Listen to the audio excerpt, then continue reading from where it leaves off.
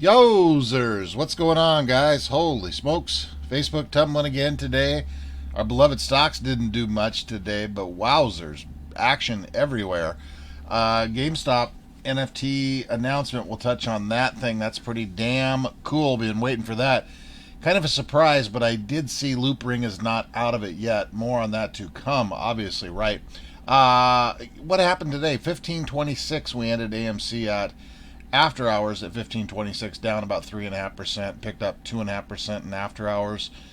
GameStop roughly the same, finished at 102, down a little teeny weeny bit, and then up 2.7 something percent in after hours at 102. So whatever, but a lot more going on, right? Holy moly, guacamole! Facebook continues to tumble. Poor Zuckerberg. I mean, just not poor Zuckerberg. What am I talking about? I lost my head there. I need to pull myself together. Dude, if I'm this guy, just go buy an island. I want to buy like horses and unicorns and shit and just live out there. This is too stressful, man. This is too much.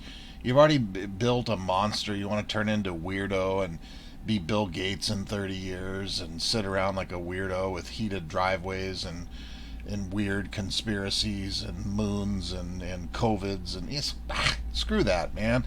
Screw that. So obviously a monstrous tumble as we've been touching on since yesterday, and then everything around it today too. But kind of a weirdo day today too.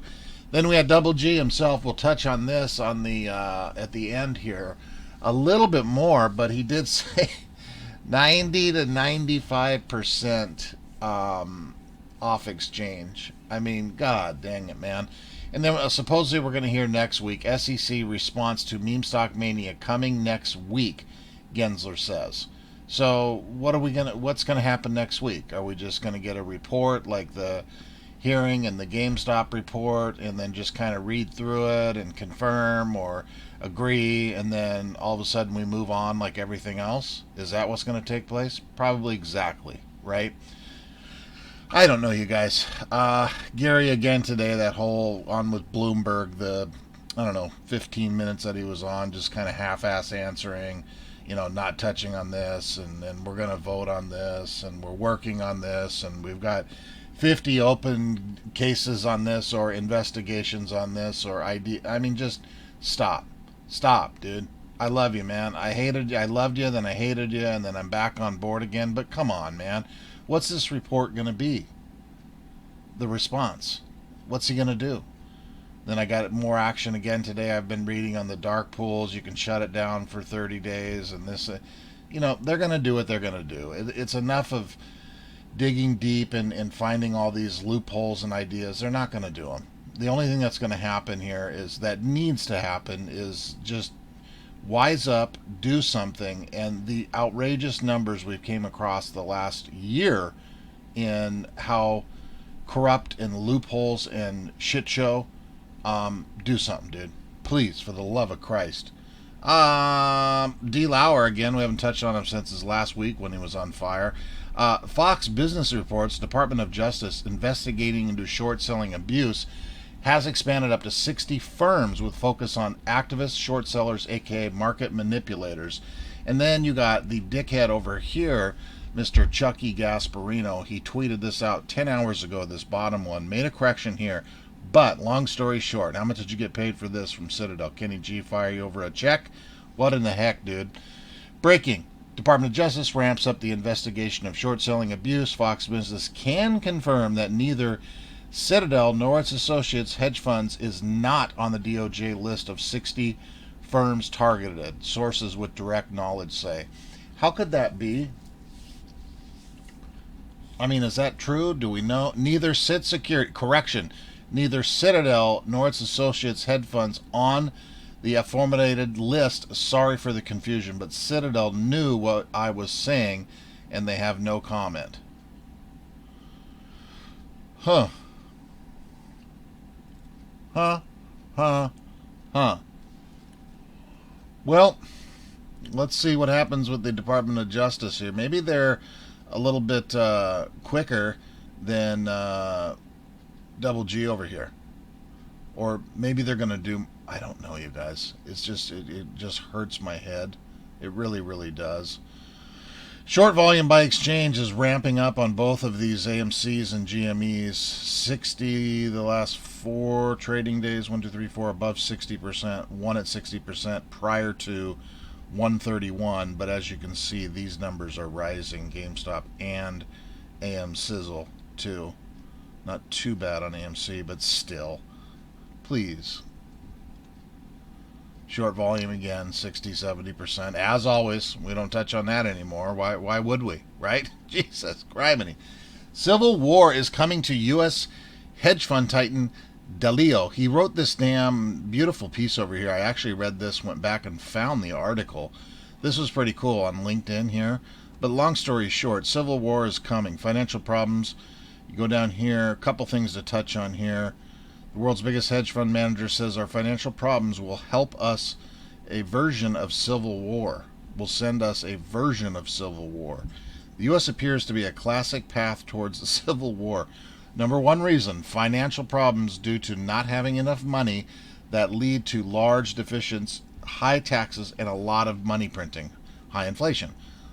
Large wealth and value gaps in which people are most willing to fight for what they want to compromise. Yeah. Hello, Christmas. You guys read this whole damn thing over here. I'll fire that in. Homework assignment number 1. Here's the Fed registry. If you want to click this here, I think it's almost 200 pages. 196 pages here of your reading pleasure. But, long story short, this is from today. Prohibition against fraud, manipulation, or deception in connection with securities-based swaps. Prohibition against undue influence over chief compliance officer's position, reporting of large security-based swap positions. So I didn't read through this yet. I sent this to myself, and then I thought I would share it if you guys have not seen it.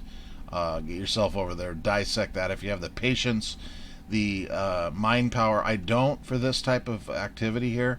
I usually wait for somebody to break it down, because I cannot read this crap with these lawyer jargons and all this horse shit.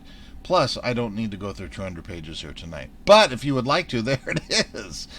Alrighty, we got the news of the day. GameStop forms a partnership with Immutable X. There was a great little...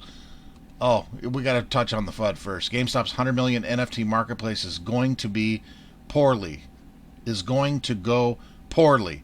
This was written at 8:53 a.m. Eastern, so 5:30 this morning, and then we got the news on this roughly the same time. So this fine gentleman over here, Paul Tassi, just happened to put together this article here real quick on why it is going to go poorly, basically the same time the announcement came out. Yeah. Okay, sir. Thank you very much. This was great. Interview with Robbie Ferguson discussing new partnership with GameStop. What exactly are they doing? Why GameStop chose them as their partner, and much more. Pretty cool little listen. Let's take a peeky. Using Immutable as the back end to really start to build out their new business model. That's my take on like this story of GameStop. Robbie, do you want to add anything to that story, or how do you feel like I did with that one? It's a brilliant summary. I think the GameStop's team is now very visionary. I think they've got a great set of executives who know where they want to go. And I think they also have a very credible technical team building this marketplace. So we're pretty excited to partner with them on this journey. And I think that when you look at the power of Web3, you've got true ownership, and the other big value prop is incentive alignment, which has never really been before possible at this scale. And that's all companies do. They organize individuals to achieve a common goal. And a community incentivized by a common goal of creating an NFT marketplace, which can be fueled by the power of play-to-earn loops and tokens and Web3 designed communities, is going to be one of the most powerful entrants to the market that we've seen. So I think we're seeing the merging of one of the most rabid fan bases in history, and an incredibly evangelistic fan base, an incredibly switched on fan base, with something that can turn all of that into true value and market share. So we're pretty excited. So Immutable and Immutable X is not the only NFT marketplace. It's not the only NFT backend that GameStop could have chosen. So what about the properties or features of Immutable X What, in your opinion, were the reasons why GameStop decided to partner with Immutable X? Like, what is unique about Immutable X that GameStop was like, yes, please? So I think there's a couple of things. The first is our focus on gaming. So Immutable is really, as a scaling solution, focused on NFTs. Obviously, that's why we're dedicated to. If you want to build a complex DeFi protocol, go and use something else. Like, that's not what we're focused on. We're focused on making digital goods accessible to businesses, and that means the APIs we use to allow you to build on us are ridiculously easy to use. And I think that's incredibly significant for games because they want to come in and make something easy. They don't want to muck around with smart contracts, and they want to have an economy that is secure and safe. And we make all of that easy to do. So if you have a large brand like GameStop who's going to be pitching, when GameStop launched this thing, the amount of inbounds they received from developers wanting to build was like insane. And so we enable all of those developers to come and build something that's secure, that's scalable, that's carbon neutral, most importantly, without actually having to muck around with smart contracts. The second thing is, like, our core focus on gaming means that we have, a really strong pipeline of people that we're going to work with. So does GameStop. And so I think collaborating on that and kind of working on the go-to-market side together is part of the reason. I think the third is we've been in talks for a really long time and mapping out this product for a really long time. By far the better half of a year. So this has definitely been something we've thought through quite deeply. And obviously we want to work with as many NFT marketplaces as possible. And I think GameStop is going to be an incredibly significant entrant to that market. That's pretty damn cool, you guys. I can't wait to find out more on that, see what in the hell exactly is going to happen. Ryan Cohen hasn't said a damn word. Let's see if he tweeted a poop tweet. Nope, just his last little movie theater thingy there. So yeah, that's obviously awesome. Here's the 11-minute Bloomberg from today, if you guys want to watch that too. We don't need to watch it. Basically, the 90 to 95%. Everybody and their mother's been talking about that. 90 to 95%, Gary.